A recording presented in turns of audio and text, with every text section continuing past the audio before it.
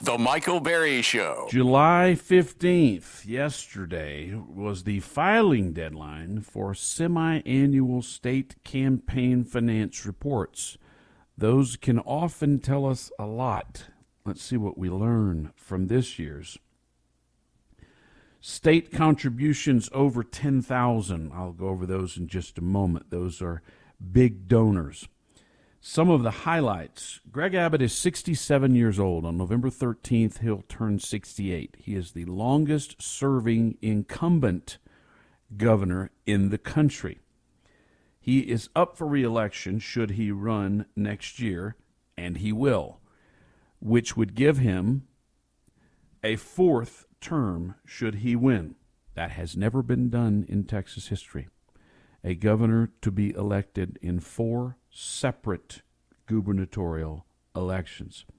He raised $20,100,000. He has $86 million cash on hand. Greg Abbott has pluses and minuses. His minuses are he doesn't actually believe in very much. He's not a leader.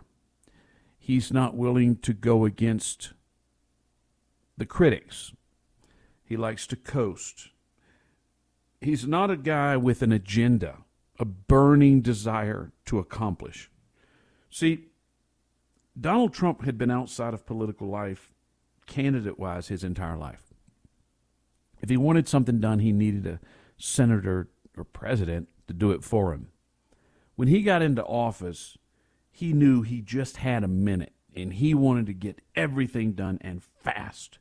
And you see that. You see a person with a burning desire to accomplish overnight. Devil may care. Criticize him how you want. That is not Greg Abbott. Greg Abbott likes to be in the office. If he's got to do something because you've made it a big issue, then he'll do a little something. But not because he wants to, not because he believes in it. The Texans for Greg Abbott have raised $20,100,000 for the first half of this year, giving him $86 million cash on hand. That is enough to ward off a challenger in the primary. And that is 18 months, 17 months before a November election next year. That is enough to run a campaign. And if he has a challenger, he'll be able to raise even more. $20 million raised, $86 million on hand. You, of course, roll over what you've had before. Dan Patrick has announced that at 75 years old, he will run for lieutenant governor next year, which would make his 4th term. Doesn't break the record, but would make his 4th term.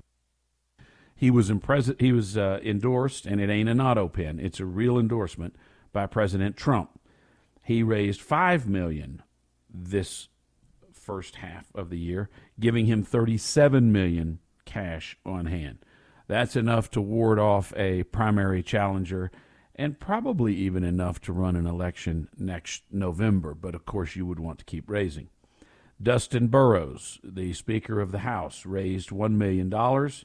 He has $2 million cash on hand.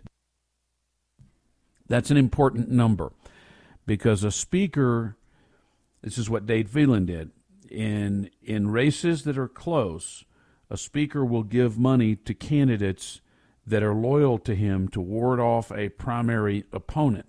If you don't have a lot of money to do that with, then you don't have the power.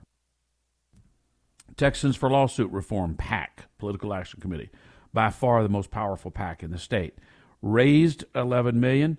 They have $37 million cash on hand. There were 4 $1 million contributions, including from Dick Weekly. The Judicial Fairness PAC, which is another Dick Weekly PAC, had $4 million contributions, including from Dick Weekly. Joan Huffman. Now we turn to the Attorney General race, where right now we have 3, maybe 4 candidates running. Joan Huffman, state senator, raised $763,000. She has just over $3 million cash on hand. Mays Middleton, a state senator, raised $166,000. not nearly as much, but he has $10.2 million cash on hand, and that includes a $10 million loan. There is a rumor that Mays Middleton could self-finance this campaign. He's married into a wealthy family. I don't know how far that self-financing goes. Only raising $166 million is not a good sign. My guess is that Joan Huffman will get the Texans for Lawsuit Reform money, although Mays Middleton did collect a check from them. Aaron Reitz is the third candidate in that. So you have two state senators. Aaron Reitz, who worked for Ken Paxton, is now at the Department of Justice, raised $2.1 million. He is not an elected official. That is catching a lot of attention. He raised more than Huffman and Middleton combined. She with $763, Mays with $166, Aaron Reitz with $2.1 million. There is the rumor that Trump's going to support him. I am told by some in other camps that is not true. I don't know. It would make a big difference. There is a rumor that Ken Paxton will support him. Many people tell me that's not true. That's an impression they're trying to give. Either way, $2.1 million for his campaign is a pretty strong showing. Sean Tier, the Harris County District Attorney, raised $60,000 and has $39,000 cash on hand. Lena Hidalgo raised a paltry $26,000. She has $600,000 cash on hand.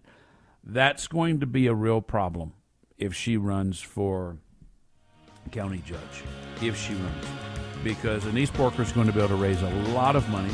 She's got a lot of rich white liberal Houstonians. Erica Lee's got some support. Letitia Plummer will be able to raise a little. I think Lena's out.